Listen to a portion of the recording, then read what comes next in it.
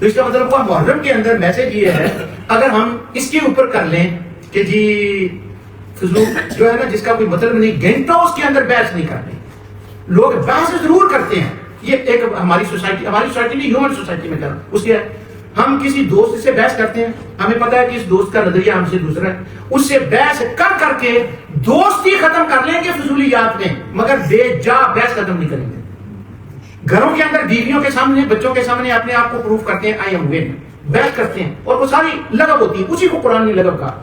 بچے کو ضائع کر لیں گے، بیٹی کو ضائع کر لیں گے، بیوی یا خامد کے دل سے وہ بات نکال دیں گے، مگر ہاریں گے نہیں. بے معنی بے مقصد میں باس آرگیو کرتے رہیں گے، اب وہ ضائع کر لیں گے رشتے کو. اسی کے اوپر تو میاں محمد بقی رحمۃ اللہ علیہ نے کہا تھا وہ ہر وقت جیتنا نہیں ہوتا، کبھی ہارنا بھی ہوتا ہے. سمجھ لیں کہ اگلے بندے کو سمجھ نہیں آ رہی، خاموش ہو جائیں، لغویات سے بات رہے ہیں. قرآن نے اس کے اوپر اتنی بات کی ہے، میں کیا بتاؤں آپ کو. قرآن میں کتنی صورتوں کے اندر قرآن جنت کا جب بیان ہوا ہے نا، اللہ نے فرمایا جنت میں تمہیں میں نہیں یہ دوں گا، تو جہاں وہ باتیں بیان ہوئی ہیں نا ایک صورت میں نہیں کئی صورتوں میں. اچھا یہ ملے گا جنت میں، اور وہاں پر ایک عجیب بات آئی ہے. اللہ تعالیٰ فرماتا ہے یہ جو تمہیں بونگیاں یہاں سننی پڑتی ہیں یہ جنت میں بونگیاں نہیں ہوں گی. لا یسمعون فیہا لغوا، وہاں تمہیں بونگیاں سننے کو نہیں ملیں گی، فضولیات نہیں ہوگا، لا حاصل باتیں نہیں ہوں گی، لا یعنی باتیں نہیں ہوں گی. ہم نے تو صرف یہ جنت کے بارے میں سنا ہے نا، یا برا یا کھان پین والی چیزاں.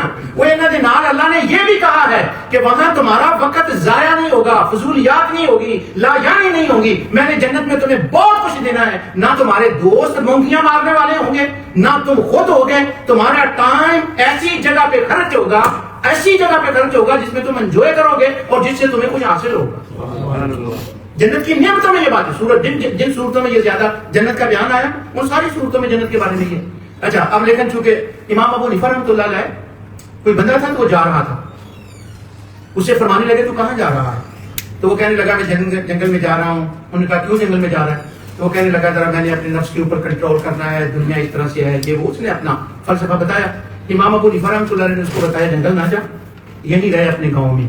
میں تمہیں ایک بات بتاتا ہوں، اگر تو اس پہ عمل کرے تو جنگل میں جانے کی ضرورت نہیں. اس نے کہا کیا؟